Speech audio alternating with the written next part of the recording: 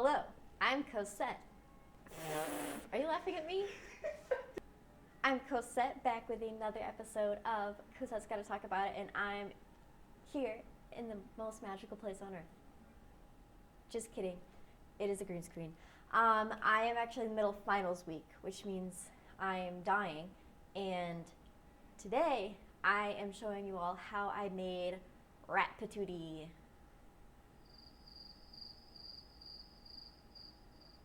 Really, you're not gonna laugh? Have you seen Ratatouille? It's funnier when you laugh. Okay. I am making Ratatouille as inspired by the film Ratatouille, where Remy the rat takes the old rustic recipe of Ratatouille and reinvents it into something new, which is pretty on brand for me. I like to try new things and make things a little differently than they are originally, not afraid to shake things up, but also I love Disney, so this was a pretty great thing for me to make.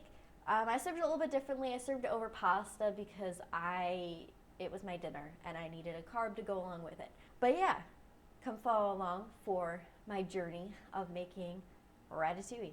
The first step that you need to do is chop up the 2 bell peppers that you have. You need a 28-ounce can of tomatoes, get some onions, garlic, and your herbs. And you basically start by sauteing the onions and the peppers until they're nice and soft. And then you're gonna add the tomatoes and the herbs. I cooked mine a little longer than it said. I followed the recipe that was put out by Tasty. I did a little bit longer because I wanted all the veggies to be nice and soft and all the flavors to come together. And I think that was a good move. While the veggies were sauteing and the sauce was cooking, I chopped up the veggies, which took forever. I don't have a mandolin right now because I am at college and I don't have my mom's huge kitchen, and I just have my smaller, essentials when it comes to college cooking. So I didn't have a mandolin, so I had to cut these slices of vegetables by hand, which is no easy task. And it's also hard because the zucchinis and the squashes are thinner than the eggplants because they're so big, but we made it work. It was okay. So you just want to make really thin slices. The thinner the slices, the faster it'll cook. Once you complete all of that, which is going to be, the recipe called for 2 each, but I only used 1 eggplant and there was so much left over. I feel like you could have gotten away with half an eggplant and 1 zucchini, 1 summer squash, and then maybe a couple of tomatoes. Because there was a lot left over and a lot of veggies I cut up and had to put in my freezer. Once you finish chopping up all your vegetables, the next step is to make the herb oil topping. And so it's basically just a bunch of olive oil, salt, pepper, your herbs, and garlic, and you just stir it all together. And the fun part about this is the assembly. So once you have finished making that sauce and it's all seasoned and perfect and yummy and delicious all on its own, you stick it on the bottom of a baking pan. And then that's when you start to layer the vegetables slice by slice, just like Remy does in Ratatouille. And you just go along. I didn't have a round pan, I had a square pan, so I did it in rows, which worked just as well. And once you get them in there, I sprinkled a little bit of salt and pepper on top of the veggies just to make sure they were properly seasoned. And then I took that herb garlic oil and just drizzled it over the top. And that's an important step to make sure that the veggies don't get dried out in the oven and that they roast, because you don't want to dry them out. That's not good eats. You're then going to cover it with foil and stick it right in the oven.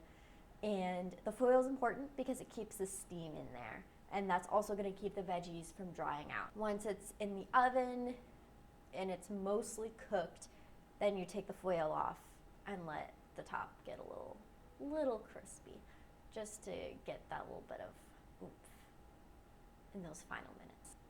And then once it's all done, you take it out, and that's it. It was honestly a lot easier than I thought it was going to be.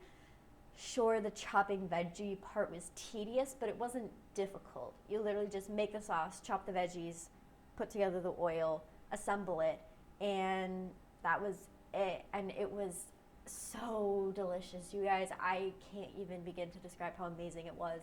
It felt so homey and comforting, and having it over pasta just made it super filling. and super nutritious. And it was just an amazing recipe on a cold winter day to just warm you right up and have that Anton Ego moment of, you know, being thrown back in your childhood and feeling all those warm, fuzzy feelings that come with good comfort food. That's how I made ratatouille. The full recipe you can find on Tasty's website. I think I followed it pretty much exactly. My recommendation would be to chop one of each veggie and then chop more if you need to, because I chopped all the veggies and had way more than I needed to, because it definitely depends on how big your pan is. So that would be my recommendation for that. But I definitely recommend making this recipe. It tastes honestly better than the ratatouille I had at Epcot during the, what festival is it?